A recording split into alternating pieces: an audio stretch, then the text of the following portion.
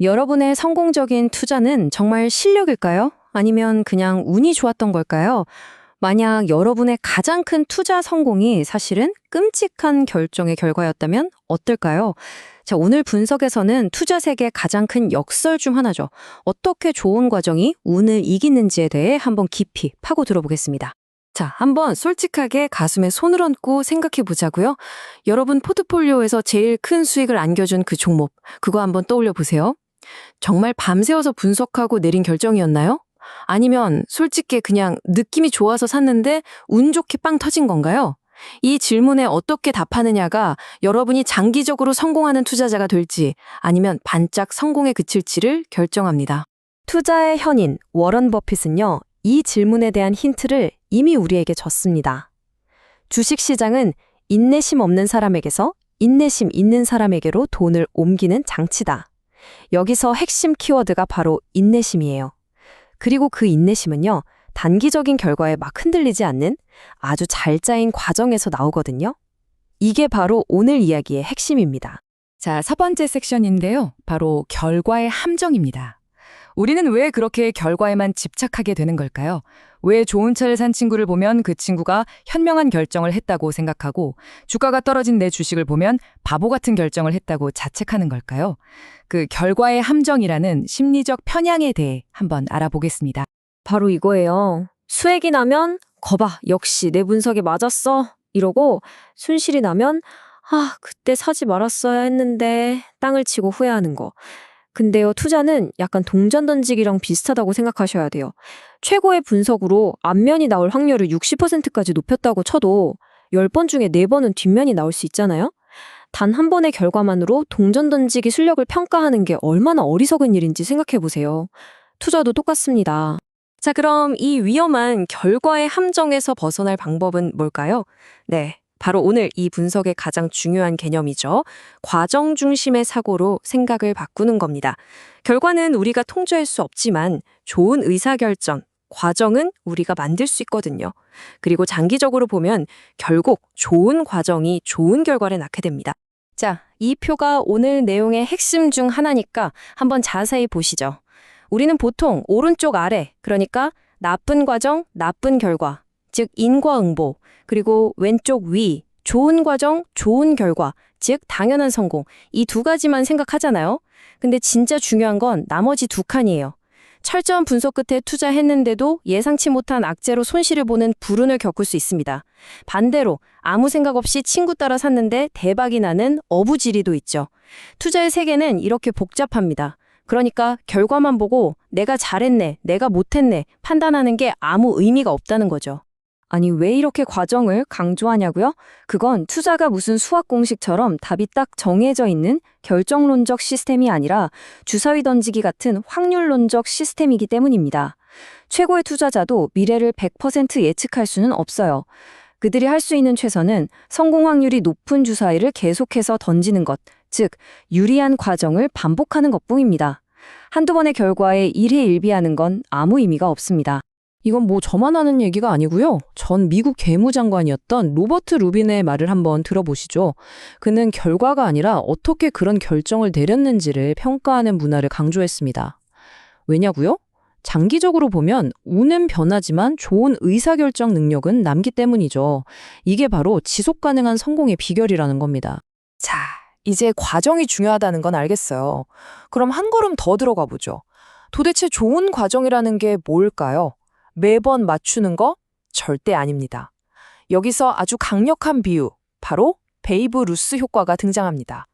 이 개념은 우리가 얼마나 자주 이기는지보다 한 번 이길 때 얼마나 크게 이기는지가 훨씬 더 중요한지를 기가 막히게 설명해 주거든요.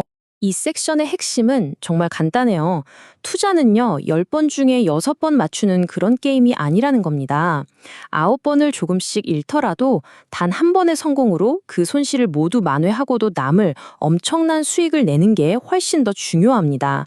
중요한 건 승률이 아니라 뭐다? 바로 손익비, 규모입니다. 전설적인 야구 선수 베이브 루스 다들 아시죠? 이 선수가 홈런왕이면서 동시에 삼진왕이기도 했다는 사실 아셨나요? 수없이 헛스윙을 했죠. 즉 수많은 작은 실패를 겪었습니다. 하지만 사람들은 그의 삼진은 기억 안 해요. 담장을 훌쩍 넘기는 그 거대한 홈런, 즉 압도적인 성공만을 기억하죠. 왜냐하면 그 몇 번의 홈런이 모든 삼진을 상쇄하고도 남을 만큼 강력했기 때문입니다. 훌륭한 투자 포트포리오도 바로 이와 같습니다. 또 다른 투자의 거인이죠. 조지 소로스도 똑같은 말을 했습니다. 당신이 옳은가 그른가가 중요한 게 아니라 옳았을 때 얼마나 벌고 틀렸을 때 얼마나 적게 잃는가가 중요하다. 이 문장 정말 여러분 투자 책상 앞에 딱 붙여놓으셔도 좋을 만큼 강력한 통찰이에요. 승률에 집착하지 마세요. 손익비에 집중하셔야 합니다. 자, 이 개념을 숫자로 한번 명확하게 보여드릴게요. 이 표를 한번 보세요. 정말 흥미롭습니다. 위에 있는 완벽한 주식 한번 볼까요? 성공 확률이 무려 90%예요. 굉장히 안전해 보이죠?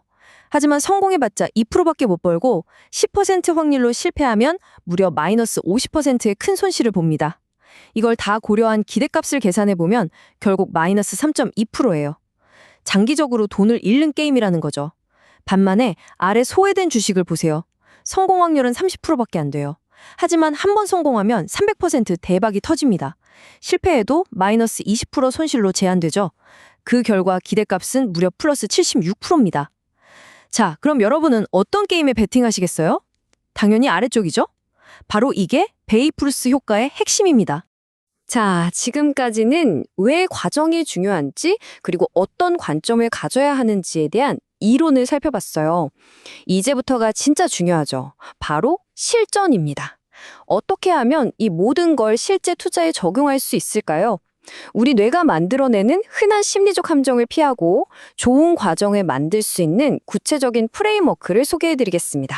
여기서 우리는 아주 재미있는 역설과 마주하게 돼요. 바로 기술의 역설이라는 건데요.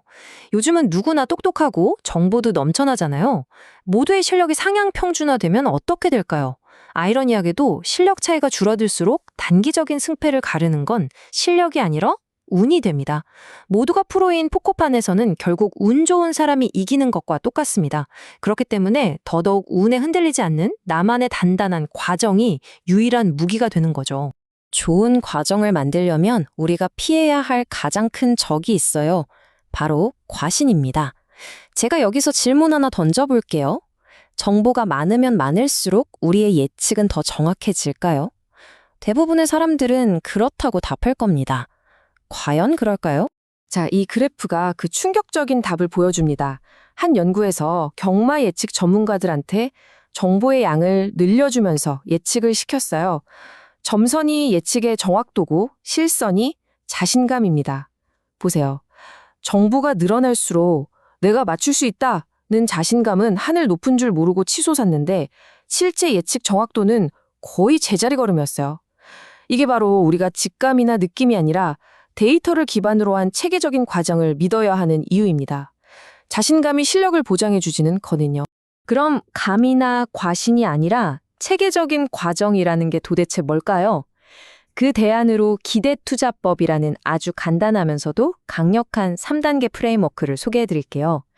이건 전통적인 분석, 즉 이 회사가 미래에 얼마나 잘할까 이걸 예측하는 거랑은 정반대예요. 1단계, 먼저 현재 주가를 보고 시장은 이 회사에 대해 어느 정도 기대를 하고 있지? 이걸 거꾸로 읽어내는 겁니다.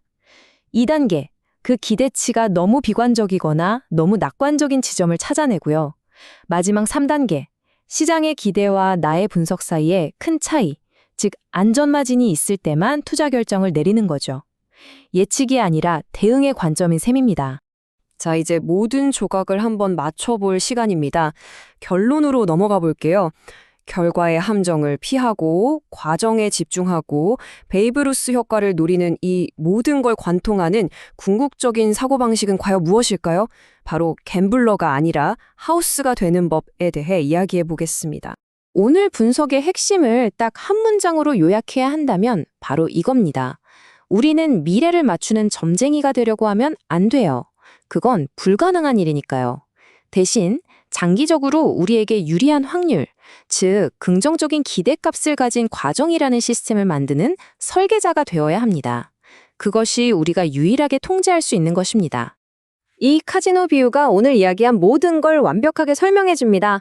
카지노는요, 오늘 밤 누가 돈을 따고 누가 잃을지 전혀 신경 쓰지 않아요. 단기적인 운에는 관심이 없죠. 그들은 딱 하나만 믿습니다. 바로 장기적으로 자신들에게 약간의 수학적 우위를 제공하는 게임의 룰, 즉 과정입니다. 그 미세한 환결적 우위가 수없이 반복되면 결국 카지노는 항상 돈을 벌게 되죠. 우리 투자자의 목표도 바로 이 카지노처럼 생각하고 행동하는 겁니다. 다시 한번 강조할게요. 투자 세계에서 진짜 나만의 무기는 미래를 예측하는 수정구슬이 아닙니다.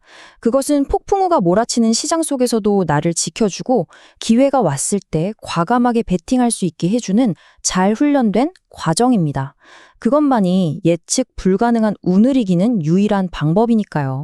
자, 오늘 분석을 마치면서 마지막으로 여러분 각자에게 이 질문을 남겨보겠습니다. 오늘 당장 그 수많은 결과치가 아니라 여러분의 투자 과정에 집중하기 위해 딱 한 가지만 실천해 본다면 뭘 할 수 있을까요? 투자 일지를 써보는 것도 좋고 매수하기 전에 체크리스트를 만드는 것도 좋겠죠. 아주 작은 변화라도 좋습니다. 그 작은 과정의 변화가 장기적으로 여러분의 투자 여정을 완전히 바꿔놓을 수 있습니다. 이 생각의 전환이 여러분께 정말 큰 도움이 되기를 바랍니다.